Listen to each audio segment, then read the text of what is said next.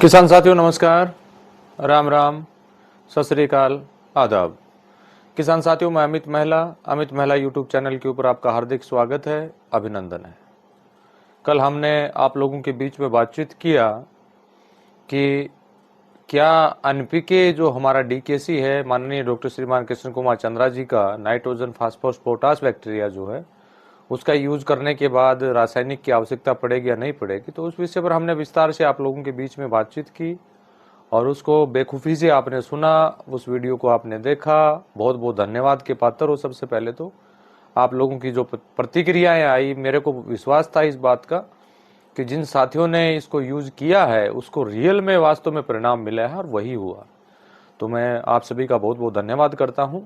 आज हम एक थोड़ा सा हटके विषय है हमारा भूमि सुधार के ऊपर आज आप लोगों के बीच में चर्चाएं करेंगे। देखिए, हर बार उत्पादों को लेके उनके यूज को लेके हम आपके बीच में हमेशा उपस्थित होते हैं, लेकिन ये विषय जो है आज आपके बीच में जो विषय मैं लेके आया हूं, वैसे इस विषय पर मैंने 3-4 वीडियो बनाए हैं समय के अनुसार। तो आज जो टाइम है उसके अनुसार मैं एक वीडियो और आप लोगों के बीच में भूमि सुधार के ऊपर डालना चाहता था।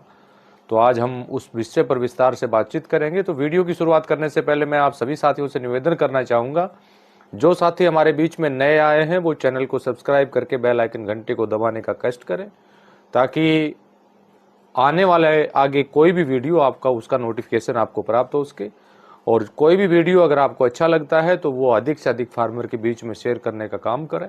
किसी कारणवश पुराने वीडियो अगर आपसे छूट जाते हैं तो डिस्कशन बॉक्स में एक लिंक मैंने आपको दिया हुआ है, वहां जाके उस ग्रुप में समूह में शामिल हो सकते हैं और जितने भी पुराने वीडियो हैं उनको आप देख पाएंगे। साथियों, आज हम करेंगे भूमि सुधार के ऊपर आप लोगों के बीच में बातचीत। ये हमारे लिए बहुत जरूरी मैटर है, चाहे हम रासायनिक फार्मिंग करते हो चाहे हम जैविक फार्मिंग करते हो। हर विषय के लिए, दोनों के लिए ये विषय जो है वो बहुत कंपलसरी है, बहुत जरूरी है। क्योंकि जिस मिट्टी में अनाज हम लगा रहे हैं, जिस मिट्टी में वेजिटेबल इत्यादि हम कर रहे हैं, जिस मिट्टी में बागवानी हम कर रहे हैं, जिस मिट्टी में फूलों के पौधे हम लगा रहे हैं, जिस मिट्टी में फल फ्रूट के पौधे हम लगा रहे हैं, तो वहाँ जो मिट्टी हम यूज कर रहे हैं रियल में वो मिट्टी उसके लायक है नहीं है, उसका चयन करना सबसे जरूरी है, बहुत ही जरूरी है। तो उसका सबसे आसान तरीका तो यह है कि जो भी क्रॉप आप लगाना चाहते हैं, जो भी फसल आप लगाना चाहते हैं, वहाँ की उस एरिया की मिट्टी की जांच आप करवाइए। और मिट्टी की जांच करवाने के बाद आपको इस बात का एहसास होगा, इस बात का पता चलेगा कि आपकी ज़मीन का जो पीएच मान है वो क्या है, आपकी ज़मीन का ऑर्गेनिक कार्बन क्या है, और ज़मीन का जो पीएच मान आपका है वो आपकी उस फसल के लिए उपयोगी है नहीं उपयोगी है, उस बारे में डिस्कस आप मेरे पास वो मिट्टी की जांच रिपोर्ट भेजने के बाद हम आपको इस बारे में बताएंगे कि वो क्रॉप आप उसके अंदर कर सकते हैं या नहीं कर सकते हैं।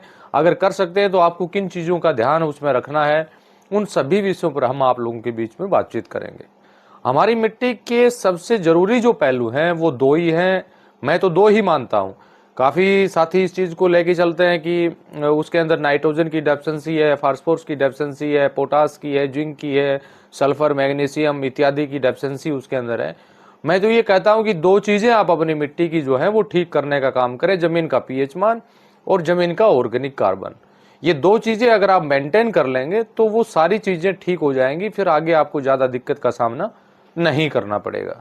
तो जहाँ पर मिट्टी आपकी बिल्कुल खराब है, चाहे उसमें आपने रासायनिक का अत्यधिक मात्रा में उपयोग किया हो, चाहे आपने वहाँ पर बहुत अधिक मात्रा में पेस्टिसाइड्स का उपयोग किया हो, या आपने उस जमीन पर लगातार एक ही क्रॉप आपने लगाई हो, या आपने उस मिट्टी पर ज़्यादा पानी का बहाव रहा हो, या आपने उस मिट्टी का उल्टा पुल्टा आपने किया हो, या आपने आपकी जो मिट्टी जिसमें आप ये फार्मिंग करना चाह रहे हैं वो ज़्यादा ये कहें कि कठोर है, और उसके अंदर यानी जब भी आप हल कर लगाते हैं या जो भी हैरो लगाते हैं या जब भी आप जुताई करते हैं तो वो आपके लिए मुश्किल होता है।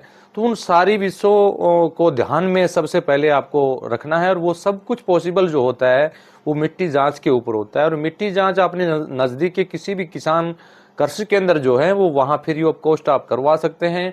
कुछ साथियों की शिकायत हमारे सामने रही है कि सर हम वहाँ से करवाते हैं लेकिन वो रिपोर्ट सही नहीं आती है, तो आप गूगल पर जाइए, और लैब रिपोर्ट से संबंधित आप सर्च कीजिए और उसमें जो आप देखेंगे कि काफ़ी लैब की जो है डिटेल आपको मिल जाएगी। वहाँ पर एक नॉर्मली खर्चा आपको लगेगा, एक सैंपल का 400-500 रुपये के आसपास का कॉस्ट लगता है। वहाँ पर अपनी मिट्टी आप भेजिए, मिट्टी की जो भी सैंपल आप लें वो वहाँ पर भेजने का काम साथियों आप करें, और वहाँ से जो भी रिपोर्ट आए वो रिपोर्ट आप मेरे को शेयर करें। उसमें जो भी दिक्कत आपको आएगी, जो भी समस्या आपको आएगी, उस विषय पर हम आप लोगों के बीच में बातचीत करेंगे। उसमें क्या क्या चीज़ें आपको ध्यान रखने ज़रूरी है, उन विषयों पर भी आप लोगों के बीच में हम रूबरू होंगे, चाहे वो वीडियो के माध्यम से हुई है, चाहे व्हाट्सएप पर आपको रिप्लाई देने का हम काम आप करें। क्योंकि आज जैसे आप रासायनिक फार्मिंग करते हैं, फॉर एग्जांपल की बात करें, जहां पर ऑर्गेनिक कार्बन जो है वो ना के बराबर है, कहीं 0.10 है, कहीं 0.20 है, कहीं 0.30 है, कहीं 0.40 के आसपास है, कहीं 0.50 के आसपास है, जो बिल्कुल ना के बराबर है।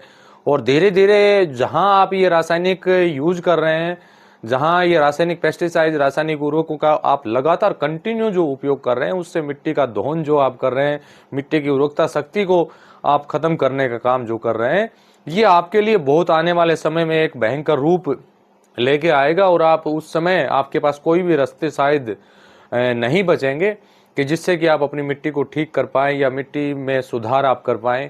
ये आपके लिए वो सारे रास्ते जो हैं वो बिल्कुल बंद हो जाएंगे आने वाले समय में। तो सही समय का आप इंतजार ना करते हुए मिट्टी को सबसे पहले सुधारने का काम आप करें, और वो आपके लिए सबसे जरूरी है। मिट्टी सुधार के लिए हमारे माननीय डॉक्टर श्रीमान कृष्ण कुमार चंद्रा जी के काफी उत्पाद हैं, जिसके बारे में आपको मैं बताने का प्रयास करूंगा। सबसे पहले तो हमारा जो उत्पाद है, जो नया और करंट उत्पाद है, OWDC पाउडर फॉर्म में, ये जो हमारा उत्पाद है, ये हमारे कार्बन, जैसे ऑर्गेनिक कार्बन की हम चर्चाएं आप लोगों के बीच में कर रहे हैं, ये ऑर्गेनिक कार्बन को बनाने में आपका सबसे बड़ा सहयोग करेगा। चाहे इसको आप कंपोस्टिंग खाद को डीकम्पोज करके खेत में डालने का काम करें, चाहे आप वैसे छिड़काव करने का काम करें, या कोई भी क्रॉप आपने लगा रखी है तो वहां इसका यूज करने का काम आप करें। इससे आपकी जमीन का जो है ऑर्गेनिक कार्बन बढ़ेगा। ऑर्गेनिक कार्बन अगर आपको बढ़ेगा तो उसमें फर्टिलाइजर की जो आवश्यकता है वो ना के बराबर होती जाएगी। फिर आप जो ऑर्गेनिक कार्बन अगर आपका 0.97 या 1 के आसपास हो जाएगा, तो उसमें एक सबसे बड़ी बात यह है कि आपको रासायनिक का सहारा नहीं लेना पड़ेगा। खरपतवार नाशक की काफी बार हम चर्चाएं करते हैं कि खरपतवार हमारे लिए बहुत कठिनाई का काम करती है। मैं ये कहता हूं कि आपकी मिट्टी में अगर ये हमारे न्यूट्रिएंट की डेफिशिएंसियां होंगी, माइक्रो न्यूट्रिएंट की डेफिशिएंसियां होंगी, जमीन का ऑर्गेनिक कार्बन कम होगा, तो खरपतवार जो है वो ज्यादा आपके खेत में आने की संभावनाएं रहती हैं। क्योंकि प्रकृति जो है वही चीज उसमें जन्म देती है जिस चीज की डेफिशिएंसी है। और आप इस बात को जानते हैं कि खरपतवार जो हमारे लिए है वो हमारे लिए नुकसानदायक नहीं है। अगर सही मायने में बात करें तो वो हमारे लिए फायदेमंद है, लेकिन उनको हम अपने चंद स्वार्थ के लिए जो है वो खत्म करने का काम कर रहे हैं। और उसका भयंकर रूप जो है आने वाले समय में आप देख भी पाएंगे, और शायद कुछ फार्मर ने उसको देखने का काम भी किया है। हम किसी सेमिनार में एक बार गए हुए थे, तो वहां पर हमें पता चला जो हमारा चंदन का जो पेड़ होता है सबसे महंगा पेड़ होता है, और वो चंदन का पेड़ जो है विदाउट खरपतवार उसके चारों तरफ अगर नहीं आएगी तो वो पेड़ अपना विकास नहीं कर पाएगा। इससे ज्यादा मैं आपको क्या बताऊं कि खरपतवार हमारे लिए सरदर्द नहीं है, बाकायदा सरदर्द वो चीज हमारे लिए है जिसकी अधिकता ज्यादा होती है, और उसको खत्म करने के लिए जो हम तरह तरह की दवाओं का जो उपयोग करते हैं वो हमारे लिए सबसे बड़ा सरदर्द है। वो हमारी मिट्टी को ही खत्म करने का काम नहीं कर रहा है, उसके साथ साथ जमीन के अंदर जो भी हमारे मित्र फंगस, मित्र बैक्टीरिया या सूक्ष्म तत्व जो भी अवेलेबल हैं, या मिट्टी की उर्वरकता शक्ति की अगर हम बात करें, उसको वो धीरे धीरे खत्म करने का साथियों काम कर रहा है। तो मैं इस वीडियो में ज्यादा कुछ लंबी बात आज आपसे नहीं करूंगा, इसके हम 2 पार्टों में आप लोगों के बीच में रूबरू होंगे। अगले भाग में मैं फिर आपसे बात करूंगा, उसमें किस तरह से आपको मिट्टी को सुधार करना है, वो सबसे जरूरी है। हमें माननीय चंद्रा जी के किन उत्पादों का सहारा हमें लेना है, इस विषय पर हम आप लोगों के बीच में बातचीत करेंगे। और मैं आज इस वीडियो के माध्यम से एक विश्वास आपको अवश्य दिलाकर जाऊंगा कि कैसी भी खराब मिट्टी क्यों ना हो, मेरे को वो जमीन जो है वो आप 1 साल के लिए कैसे भी मैं जो कहूं उसके अनुसार 1 साल तक उसमें मिट्टी में काम करने का आप काम करें। मैं वादा करता हूं आपसे, वो मिट्टी आपका सुधारने का काम हम करेंगे। उस मिट्टी की कैसी भी कंडीशन खराब क्यों ना हो, उस मिट्टी में चाहे अनाज का एक दाना तक ना उगता हो, लेकिन उस मिट्टी को सुधारने में हम पूरा पूरा सहयोग आपका करेंगे साथियों। तो अगले पार्ट में फिर हम इसी विषय पर, आप लोगों के द्वारा जो बातें हमारी रह गई है, जो हमें पूरी करनी है, उस विषय पर हम आप लोगों के बीच में बातचीत करेंगे। और इसी के साथ मैं आपसे अनुमति चाहूंगा। फिर भी इससे संबंधित जो भी आपके सुझाव हो तो व्हाट्सएप मैसेज के माध्यम से या वीडियो के नीचे कमेंट करके आप अवश्य बताने का काम करें, ताकि आने वाला जो वीडियो है उसमें कुछ चीज़ों को ध्यान में रख के आपकी बातों के, आपके क्वेश्चन को उसमें रखा जाए, ताकि अन्य फार्मर को भी उससे लाभ प्राप्त हो सके। इसी के साथ नमस्कार, जय हिंद, जय भारत।